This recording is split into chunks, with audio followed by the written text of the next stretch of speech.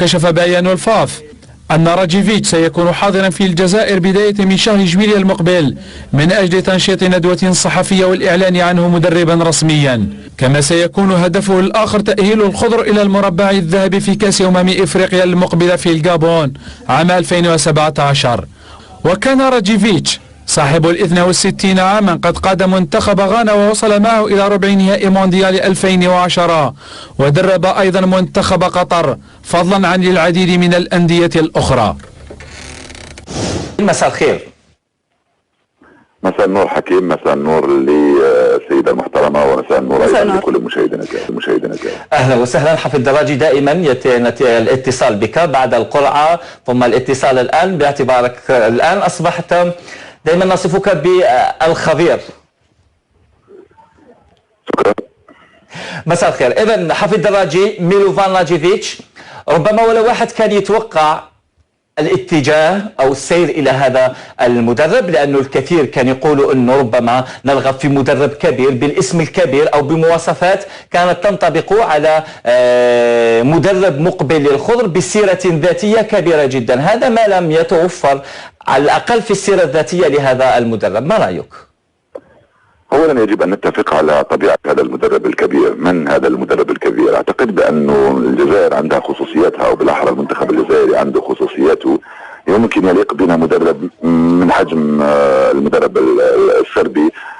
ممكن يليق بنا بايدر لوزيتش، ولا يليق بنا لا كابيلو ولا كيروش ولا ويلموتس، ولا مدربين كثر كانوا على رأس الكثير، على صدر الكثير من الصفحات التي تحدثت عن الكثير من الأسماء ولم تذكر هذا الاسم. ربما خرج البارحة في بعض وسائل التواصل الاجتماعي كطريق، ولكن رئيس الاتحاد سارع اليوم إلى الاتفاق معه والإعلان رسميا على أنه سيكون المدرب الوطني ابتداء من الشهر المقبل. في رأيك التخلي عن المدرسة الفرنسية على الأقل في الفترة الأخيرة والتوجه مرة أخرى إلى مدرسة سربية، هل الحنين إلى فترة حليلوزيتش هو اللي خلى، رغم الخلاف اللي كان بين حليلوزيتش وروراوا والذكريات الجميلة اللي كانت للجزائريين مع المدرب حليلوزيتش، هو اللي خلاهم الاتجاه إلى هذا المدرب، مدرب ميلوفان؟ صدقني بأنه لم تكن هناك أولوية لجنسية على أخرى. ولو كان هناك مدرب فرنسي يستحق أن يكون مدربا للمنتخب الجزائري لكان لكان تم الاتفاق معه. والأمر لا يتعلق بالجنسية ولا يتعلق بالمدرسة ولا يتعلق بحليلوزيتش، الأمر يتعلق بسوق أيضا. نحن لدينا منتخب عنده خصوصياته، وسوق أيضا تتوفر فيه اليوم الكثير من المدربين. صدقني بأنه مثلا كان هناك كلام عن كابيلو، كان هناك كلام عن المدربين تصفهم ويصفهم البعض بأنهم كبار، ولكن سعرهم كبير جدا. لا يمكن أن نتصور بأن الجزائر تنتدب مدرب ب 300 ولا ب 400 ألف يورو. لا يمكن أن نتصور بأن الجزائر تنتدب مدربا قد لا يضمن لك الفوز بكأس إفريقيا أو التأهل إلى نهائيات كأس العالم المقبلة، ولو أنه ضمان هذا التأهل وهذا التتويج طبعا يبقى أمر مستبعد. لا يمكن لأي واحد أن يضمن لك التتويج أو الفوز. الأمر لا علاقة له بالجنسية، الأمر عنده علاقة بخصوصيات المرحلة التي تقتضي أنه يكون هذا المدرب هو مدرب المنتخب الجزائري. كان بإمكانه أن يكون مدرب آخر. الاتفاق وقع مع هذا المدرب. صدقني بأنه كان هناك كلام، حتى كان هناك تواصل كبير مع عدد كبير من المدربين، هم الذين أعرف بأنهم هم الذين تواصلوا مع الاتحاد الجزائري من أجل الإشراف على المنتخب الجزائري. طبعا الجزائر التي صارت لها سمعة، المنتخب الجزائري صار له سمعة كبيرة جدا. عندما يتصل كابيلو ويريد الإشراف على المنتخب الجزائري هذا شرف كبير للجزائر. عندما كيروش مثلا مدرب منتخب إيران اليوم، مدرب البرتغال اللي سبق له مدرب الريال ودرب منتخب البرتغال، ويعرض خدماته على الجزائر، هذا أمر يعني مهم جدا بالنسبة إلينا. أعتقد وأتصور وأتمنى أن نكون موفقين في هذا المدرب. سابق لأوان الحكم عليه، يعني الآن مهما قلنا لا يمكن أن نحكم على مدرب لم يبدأ بعد عمله. طبعا الشيء المختلف هو أنه لا يتكلم فرنسي، يتكلم فقط إنجليزية. الشيء الجميل هو أنه لن يسمع ولن يقرأ ما يكتب وما يقال عنه في مختلف وسائل الإعلام، طبعا لأنه لا يتقن لا الفرنسية ولا اللغة العربية. هذا شيء جميل من ناحية أنه لا يقرأ أو لا يتأثر ربما بالصحافة التي تكتب عليه، ولكن ألا ترى أنه الآن صعوبة بالنسبة للاعبين الجزائريين الذين لا يتقنوا الكثير منهم ربما الإنجليزية؟ صعب جدا من ناحية التواصل، أم أنه ربما المدرب المساعد هو من سيسهل هذه العملية، أم أن الكرة الآن أصبحت عالمية وبالتالي على الأقل الآن اللاعبين هم الذين يسيرون المدرب، أم الآن انقلبت المعادلة؟ لا لا لا لا، المدرب هو الذي يسير والمترجم جاهز. سيكون له مترجم، هذا المدرب مترجم جزائري يتقن اللغة الإنجليزية جيدا. المدرب المساعد سيكون مدربا مساعدا. بعض اللاعبين يتقنون اللغة الإنجليزية. أعتقد بأن لغة كرة القدم هي لغة عالمية. لن يجد صعوبات كبيرة جدا في التواصل، لأنه سيكون له مترجم جزائري يتقن العربية والفرنسية وكذلك الإنجليزية، وسيسهل من مهمته كثيرا. أهم من ناحية تتحدث عن الفترة الحالية بالنسبة للمنتخب وقلت بأنها خاصة، ما هي الظروف التي جاء فيها هذا المدرب للمنتخب الوطني بعد الفترة من الفترة الغياب، ذهاب كريستيان غوركيف، مجيء نبيل نغيس في فترة قصيرة، الآن الظروف التي توفر عليها المنتخب قبل تصفيات كأس العالم 2018 بمجموعة توصف بمجموعة نارية، في الفترة القصيرة هذه الظروف الصعبة لهذا المدرب، ترى أنه باستطاعته أن يتساير مع هذه المجموعة اللي تضم ربما لا يلتقيها إلا مرة واحدة؟ هذا هو السؤال المطروح الآن، هل بإمكانه التأقلم مع هذه الظروف التي نتحدث عنها؟ تعرف بأن الظروف التي أقصدها هي هذا المنحنى التصاعدي الذي أخذه المدرب مع كريستيان غوركوف.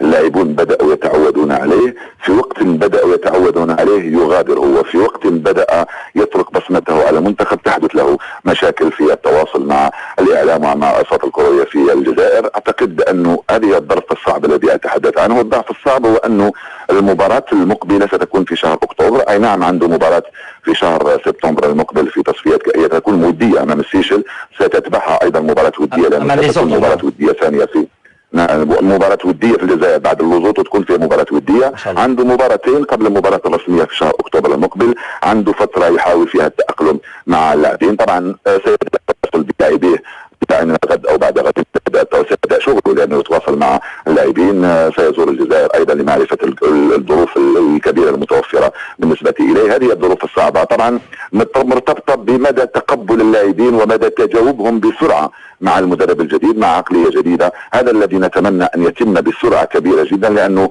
اول مباراه ستكون في شهر اكتوبر. تعرف بانه مباراتين في اكتوبر ونوفمبر مهمه جدا اننا نفوز بها لنبدا التصفيات كما ينبغي، لانه مثلا لو نخسر فتكون كارثه كبيره بالنسبه لنا في مباراتين امام الكاميرون ونيجيريا. نعم، هذا المدرب قبل ان اختم معك ميلوفان راجيفيتش لا يملك ربما سيره كبيره، ولكنه يقال انه يعتمد على هذا ما قراناه منذ قليل، يعتمد على الجانب الدفاعي وطريقته مثلما ميزات اعاده او صناع فريق هكا على حسب السيره الذاتيه التي مر عليها من منتخب غانا وقبل ذلك الانديه التي اشرف عليها سواء في قطر او حتى في السعوديه. يقال انه يعتمد على النمط التكتيكي الدفاعي بعيدا عن الهجوم، التركيز كثيرا على الجانب الدفاعي، وهذا ما يليق بنا لأننا في حاجة إلى تنظيم دفاعي اليوم. نحن نملك وسط ميدان وهجوم من أروع ما يكون.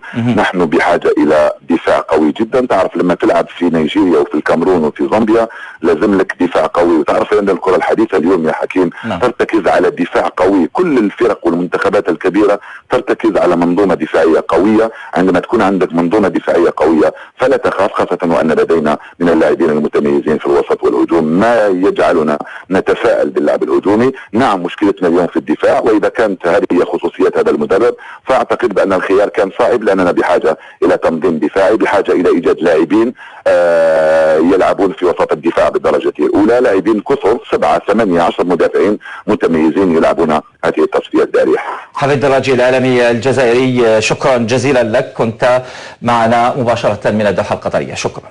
جزء من هذا الحظ. والقرعة اليوم طبعا هي تبقى قرعة في رياضة كرة القدم. أعتقد بأنه مجموعتنا هي مجموعة صعبة كثير، مجموعة الموت. منتخبنا أيضا منتخب قوي.